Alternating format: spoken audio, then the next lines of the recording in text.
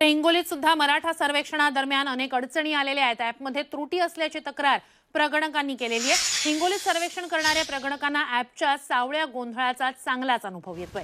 21 कुटुंबांचं सर्वेक्षण पूर्ण केलं। ॲपनं 61 कुटुंबांचं सर्वेक्षण झाल्याचं दाखवलं, तर 14 घरांची माहिती भरली आणि त्यानंतर 47 घरांची माहिती भरल्याचं दाखवल्याची तक्रार एका प्रगणकानं केली आहे। या संदर्भात वसमतचे उपविभागीय अधिकारी सचिन खल्लाळ यांना विचारलं असता त्यांनी या असे प्रकार घडतायत याला दुजोरा दिलाय। एका वेळेस अनेक जण ॲपचा वापर करत असल्यानंच आकडेवारीत फेरबदल येत असल्याची शक्यता त्यांनी व्यक्त केली आहे। अधिकची माहिती या सगळ्या संदर्भात आपले प्रतिनिधी गजानन देशमुख यांच्याकडून घेऊया। गजानन, नेमकं काय परिस्थितींचा किंवा काय अडचणींचा सामना प्रगणकांना करावा लागतोय हिंगोलीत? श्रुती, सलग दुसऱ्या दिवशी प्रगणक अडचणीमध्ये सापडतायत संपूर्ण सर्वे करत असताना।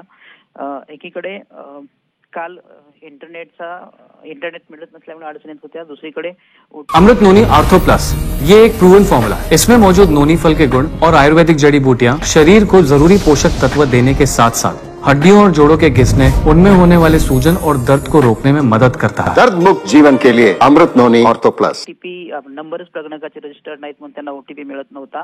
आज सुद्धा आतापर्यंत 57 औंढा तालुक्यातल्या प्रगणकांचं रजिस्ट्रेशनच झालं नाही। त्यांना त्यामुळे ओटीपी येत नाही, ते काम करू शकत नाहीये। दुसरी महत्वाची अडचण अशी आहे की काल ज्या प्रगणकांनी काम केलंय, सपोज 14 लोकांचं कुटुंब असं त्यांनी सर्वे केलंय, तर त्यांना 60-65 अशा पद्धतीचं आकडेवारी फुगवून जे आहे ते आकडेवारी दाखवली जाते। त्यामुळे ते सुद्धा आश्चर्यचकित झाले। संबंधितांनी काल जी काही वसमतला सचिन खल्लाळ उपविभागीय अधिकारी आहेत त्यांच्याकडे बैठक झाली। त्या बैठकीमध्ये त्यांनी तक्रारी सुद्धा केल्या आणि ते मराठा सर्वेक्षण ग्रुप तयार केला गेला। त्यावर सुद्धा सगळ्यांनी अनेक प्रगणकांनी जे आहे ते तक्रारी केल्या आहेत की अशा पद्धतीचे आकडेवारी फुगवून दाखवली जाते। त्यामुळे संभ्रम एकत्रित श्रुती दिसून येतोय। नक्कीच अपडेट्स तुमच्याकडनं घेऊ। सुरताच धन्यवाद तुम्ही दिलेल्या संपूर्ण माहितीसाठी। तर मराठा सर्वेक्षण आता सुरू करण्यात आलं। कालच पहिला दिवस होता, मात्र काल आणि आज दोन्ही दिवस या सर्वेक्षणादरम्यान अनेक अडचणींचा सामना या सर्वेक्षण करणाऱ्या प्रगणकांना करावा लागतोय। तर नेमक्या अडचणी कोणत्या येत आहेत या प्रगणकांना पाहूया। अनेक प्रगणकांना रजिस्ट्रेशन नंबरच मिळालेले नाहीयेत।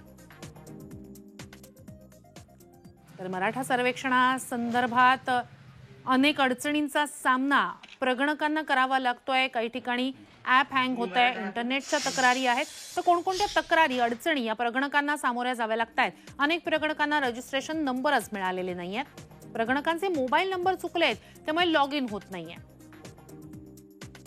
यादीत संबंधित गावाचं नावच सापडत नाहीये। सही अपलोड करताना सबमिटचा ऑप्शनच येत नाहीये। कुटुंबांची संख्या दुसऱ्या दिवशी आपोआप वाढते। मराठा सर्वेक्षणादरम्यान येणाऱ्या या अडचणी आहेत।